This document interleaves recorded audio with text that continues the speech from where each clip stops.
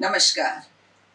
आज का सत्र बहुत ही महत्वपूर्ण है क्योंकि आज हम इम्यूनिटी के बारे में बात करने वाले हैं। इम्यूनिटी क्या है? इम्यूनिटी बूस्ट की जा सकती है अथवा नहीं? तो चलिए हम पहले ही बात लेते हैं, इम्यूनिटी क्या है? यदि हम बायोलॉजिकल दृष्टि से देखते हैं तो इम्यूनिटी हमारे शरीर में पाया जाने वाला एक प्रतिरक्षा या सुरक्षा तंत्र है। जैसे शरीर में अन्य तंत्र सभी कार्य करते हैं, उसी प्रकार हमारे शरीर के आंतरिक अंगों की सुरक्षा के लिए एक प्रतिरक्षा तंत्र भी कार्य करता है। इस तंत्र में प्रमुख भाग हैं WBC, thymus gland, bone marrow और स्प्लीन अथवा प्लीहा। बोन मेरो सभी प्रकार की रक्त कणिकाओं का, रक्त कोशिकाओं का निर्माण करता रहता है निरंतर, और WBC सेल्स है जो कि हमारी सुरक्षा में बेहद महत्वपूर्ण पार्ट करती हैं और इसे हम नेचुरल किलर्स भी कहते हैं। ये निरंतर हमारे शरीर में जो भी हानिकारक कीटाणु, रोगाणु अथवा वायरस इत्यादि प्रवेश करते हैं तो उससे ये एक तरह से कहना चाहिए कि ये WBC युद्ध करती हैं, लड़ाई करती हैं और उसमें खुद भी कई बार कुछ कोशिकाएं नष्ट हो जाती हैं और ये नष्ट होती रहती हैं और निरंतर नई बनती रहती हैं। इसी प्रकार जब कभी भी कोई बाहरी एलिमेंट साधारण रूप से नहीं होता और अलग से कोई कीटाणु या वायरस हमारे शरीर में प्रवेश करता है तो हमारे सीने में पाए जाने वाली थाइमस ग्लैंड वो टी सेल्स उत्पन्न करती हैं। थाइमस ग्लैंड के बारे में हम बात करें तो स्टर्नम के पीछे और दोनों लंग्स लॉब्स के बीच में पाया जाता है और ये जब टी सेल्स बनाता है, ये टी सेल्स स्पेसिफिक सेल्स होती हैं, एडेप्टिव सेल्स जिन्हें हम कह सकते हैं।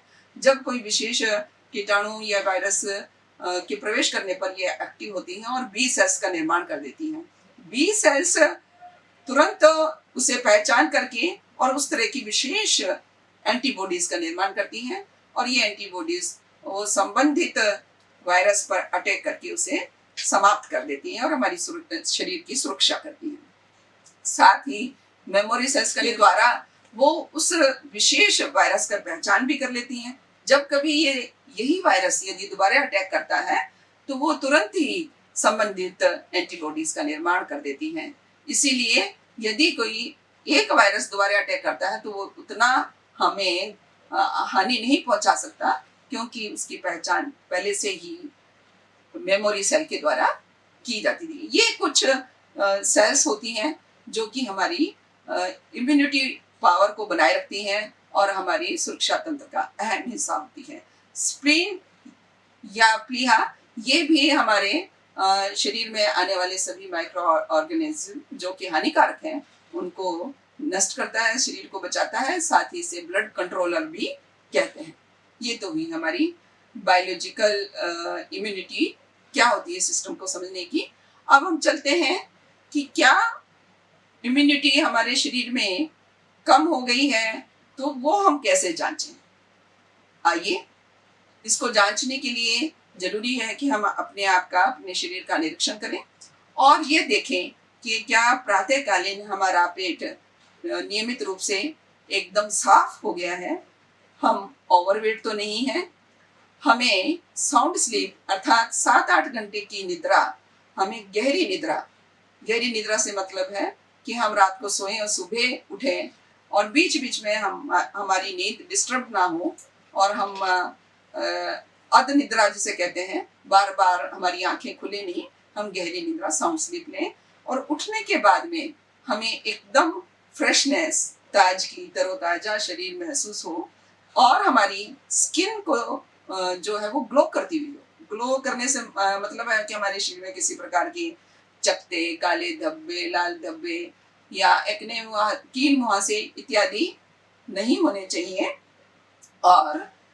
हमें ये भी देखना चाहिए कि हमारे शरीर में कहीं दर्द नहीं है, गोडों में, घुटनों में, एड़ियों में या कंधों में या गर्दन में ये दर्द नहीं हो तो हमारी इम्यूनिटी बहुत अच्छी होती है और इम्यूनिटी कम होने की वजह से ही ये दोष आने लगते हैं।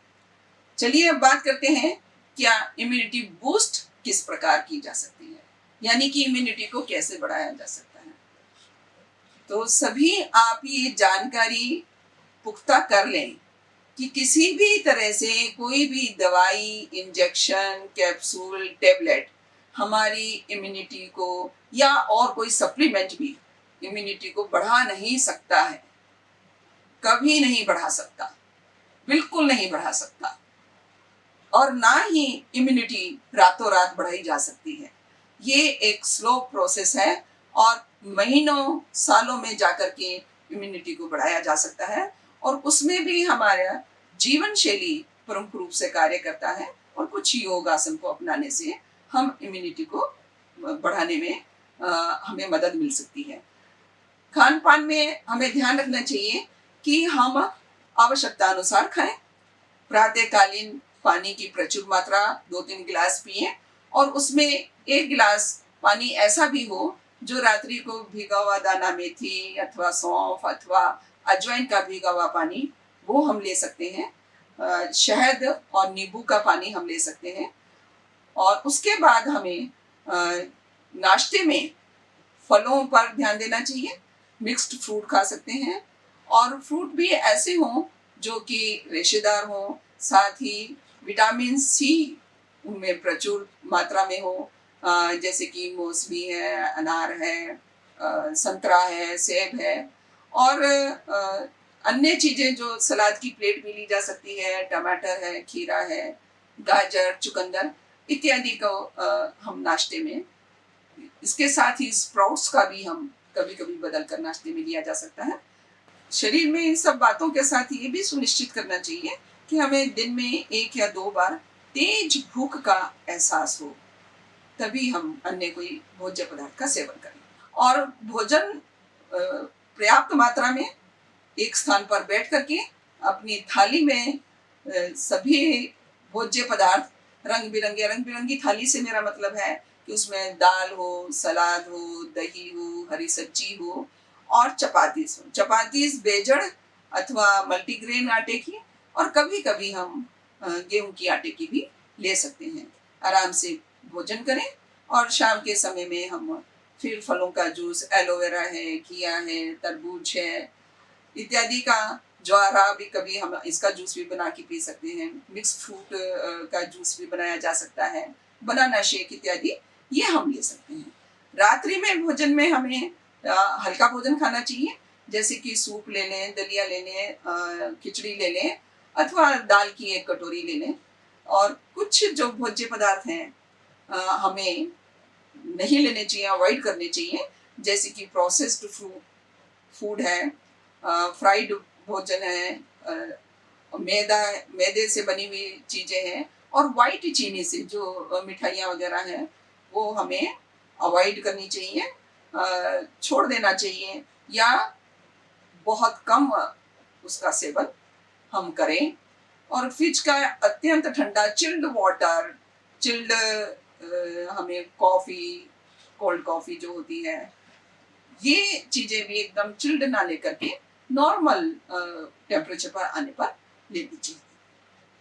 साथ ही हम कुछ योग आसन भी अपना सकते हैं। वैसे तो सभी आसन हमें हमारे शरीर के लिए अच्छे हैं, किंतु कुछ विशेष 5 आसन मैं आपको आज बताने वाली हूँ जो विशेष तौर से हमें इम्यूनिटी बढ़ाने में हमारी मदद करेगा। योग में कहा भी गया है कि हमारा शरीर पृथ्वी, जल, वायु, अग्नि एवं आकाश से मिलकर बना है। तो इन सभी पदार्थों के हमारे शरीर को ये संतुलित रूप में मिलते रहें। पृथ्वी के लिए हम कर सकते हैं कि मॉर्निंग वॉक करें और घास पर जब मॉर्निंग वॉक करें तो हम जूते ना पहने। इसी प्रकार वायु यानी कि खुले स्थान पर हम प्राणायाम करें और जल हमें प्रचुर मात्रा में लेना चाहिए, लगभग 4 लीटर दिन भर में हम पिएं। और आकाश अर्थात हमें कुछ समय के लिए शवासन में रहना चाहिए अथवा मेडिटेशन करना चाहिए या मौन प्रार्थना हमें करनी चाहिए। जाते जाते मैं आपको बताना चाह रही थी कि ऋग्वेद में एक श्लोक है, सूर्य वे आत्मा जगतस्थु यश्च, अर्थात ये सूर्य ही सभी को ऊर्जा देने वाला है, आत्मा को शुद्ध करने वाला है। इसीलिए योग में सूर्य नमस्कार को भी बहुत महत्वपूर्ण माना गया है। प्रातःकालीन सूर्य की ओर मुख करके यदि हम सूर्य नमस्कार करते हैं मंत्रों के साथ, तो वो हमें बेहद लाभ पहुंचाता है। चलिए हम वो 5 आसन करते हैं। इम्यूनिटी बूस्ट के लिए वॉकिंग करें या योगिक जॉगिंग करें, आराम आराम से करें, और जो युवा हैं वो बड़ी तेजी के साथ कर सकते हैं। 5 मिनट तक लेटते फिरते करें। दूसरा आसन हम लेते हैं अधोमुखी श्वान आसन। अपने पैरों की इस तरह की स्थिति करें, एड़ी तक टेक लें और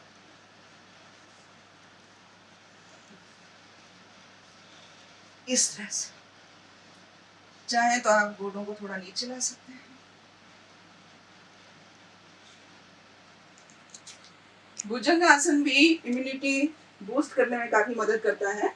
अधोमुखी श्वान आसन और भुजंग आसन ये थाइमस ग्लैंड को भी एक्टिवेट करते हैं। नाक को नीचे से ऊपर रखते हुए इस तरह की स्थिति में आए, वापस नीचे। ये 5 बार 10 बार करना चाहिए। मत्स्य आसन भी हमें काफी सहायक सिद्ध होता है। बीच का सीने का पोर्शन ऊपर करें, सिर को नीचे लगाएं और इस स्थिति में कुछ देर के लिए रुकें। इसी के साथ सुप्त मत्स्यासन भी होता है। लेटे हुए पद्मासन लगा के और सिर को नीचे रखते हुए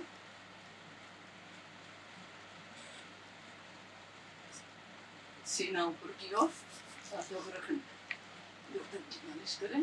पहले सिर को सीधा लाएं, फिर पद्मासन खोलें। शवासन।